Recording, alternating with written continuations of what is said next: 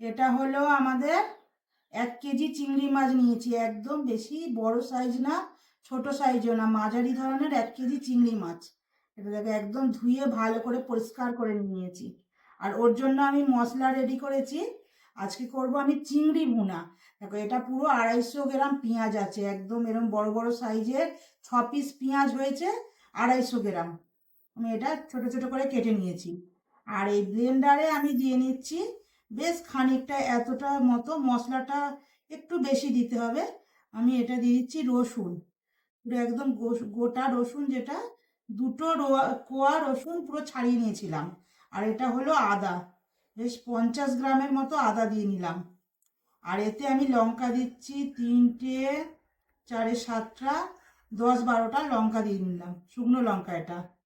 আর এতে আমি দেবো, এটা দেখো গোটা জিরে, 1 চামচ দিলে হবে না, একটু বেশিই দিতে হবে, 2 চামচ গোটা জিরে দিয়ে নিলাম। আর এটা আমি দিচ্ছি ধনে, এটাও 1 চামচ, 2 চামচ ধনে দিলাম, গোটা ধনে। এটা আমি মিক্সচারে ব্লেন্ডার করে নেব। এবার আমি ব্লেন্ডারে পুরো একদম এটা আমি পেস্ট করে নিলাম ভালো করে। আর এতে হলো আমি দেবো মানে গুঁড়ো হলুদ, লঙ্কাটা তো ওতে দিয়েই নিয়েছি, 1 চামচ গুঁড়ো হলুদ দেবো। তার জন্য আমি সব রেডি করে নিচ্ছি একসাথে। আর নুন প্রায় 2 চামচের মতো লাগবে, প্রায় 2 চামচ নুন লাগবে, যেহেতু চিংড়ি মাছটা পুরো 1 কেজি চিংড়ি আছে, 2 চামচ নুন দিতেই লাগবে। এটা আমি পুরো মশলাটা রেডি করে নিলাম। এবার আমি গ্যাসের চুলোতে একটা কড়া বসিয়ে নিয়েছি, বসিয়ে নিয়ে আমি এতে তেল দিয়ে দিচ্ছি। প্রায় 1 কেজি চিংড়ির জন্য আমি দিচ্ছি 200 গ্রাম তেল। পুরো একটা মাপ করে নিতে হবে, 200 থেকে 250 গ্রাম তেল দিতে হবে। পুরো 200 গ্রাম তেল দিয়ে দিলাম।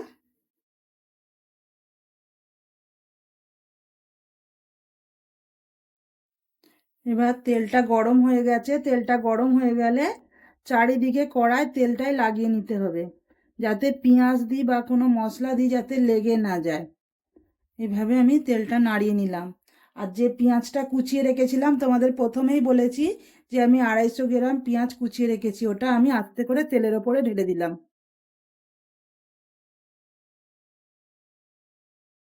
এবার দেওয়ার পরে এবার পেঁয়াজটা বারবার ধরে একটু নাড়িয়ে নিতে হবে।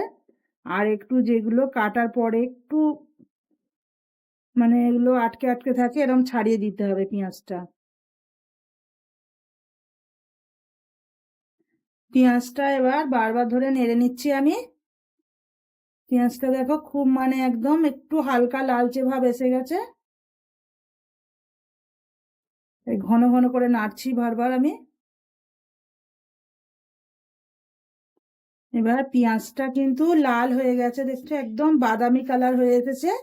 আমি এতে দিয়ে দিচ্ছি যেটা, যে মশলাটা আমি আদা রসুন জিরে ধনে লঙ্কা একদম পেস্ট করে রেখেছিলাম, আমি ওটা দিয়ে দিচ্ছি একদম পেঁয়াজের ওপরে। দিয়ে নিলাম, দিয়ে ভালো করে কষিয়ে নিচ্ছি। আরো বাটিতে যতটুকুনি লেগে আসছে অতটুকুনি আমি দিয়ে দিচ্ছি এর মধ্যে।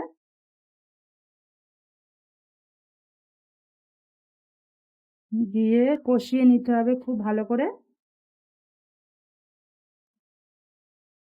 এইভাবে ভালো করে ছাড়িয়ে ছাড়িয়ে দিতে হবে একটু।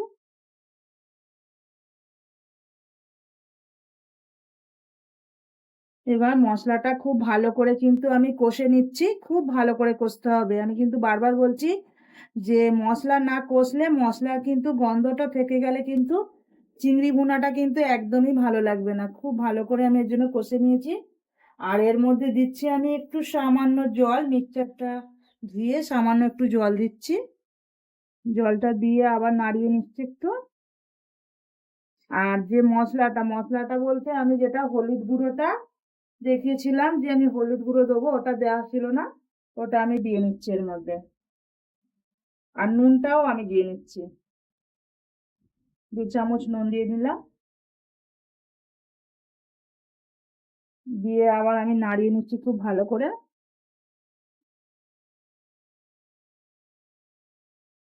আর চিংড়ি মাছটা যেটা আছে ওটা আমি দিয়ে এর মধ্যে দিয়ে দেবো, এর মধ্যে চিংড়িটা দিয়ে দিচ্ছি।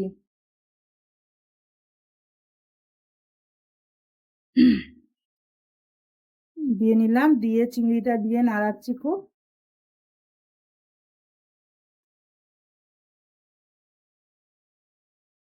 খুব ভালো করে এটা দিয়ে কষাতে হবে কিন্তু, যাতে চিংড়িটা লাল লাল হয়।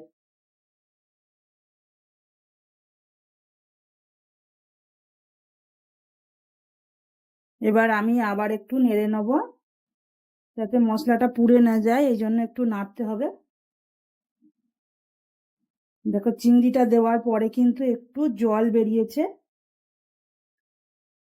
একটু জল ভাব বেরিয়েছে।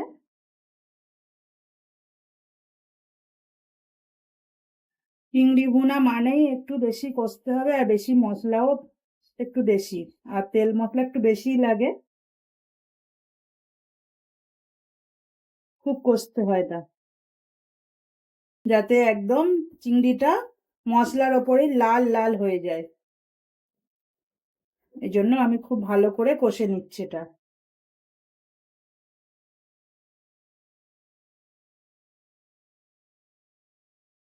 এবার চিংড়িটা পুরো একদম দেখছো, পুরো একদম তেলের ওপরে আর মশলার ওপরে চিংড়িটা পুরো একদম লাল লাল হয়ে গেছে। হ্যাঁ, এবার লাল হয়ে যাওয়ার পরে আমাকে একটু সামান্য সামান্য অল্প একটু জল দিতে হবে, যেহেতু চিংড়িটা সেদ্ধ করার জন্য। হালকা আমি জল দিয়ে নিলাম, জাস্ট অল্প একটুখানি জল দিলাম, মশলাটা ডোবা ডোবা মতো জল দিলাম। দিয়ে এতে একটা ঢাকনা চাপা দিয়ে দিতে হবে। এভাবে নাড়িয়ে এবার আমি একটা ঢাকনা চাপা দিয়ে নিচ্ছি এর মধ্যে। ঢাকনাটা চাপা দিয়ে দিলাম। ওর জন্য 10 থেকে 15 মিনিট একটু স্টিমে রাখতে হবে, গ্যাসটা লো করে। এবার আমি চিংড়িটা খুলে আবার একবার একটু নেড়ে চেড়ে দেবো, যে চিংড়িটা কিরকম হলো একবার দেখে নেওয়া যাক। একদম তেলের ওপরে চলে এসেছে চিংড়িটা। আর চিংড়ি ভুনা মানে কিন্তু এটা মানে রসালো থাকবে না, একদম শুকনো শুকনো করে নেবো এটা।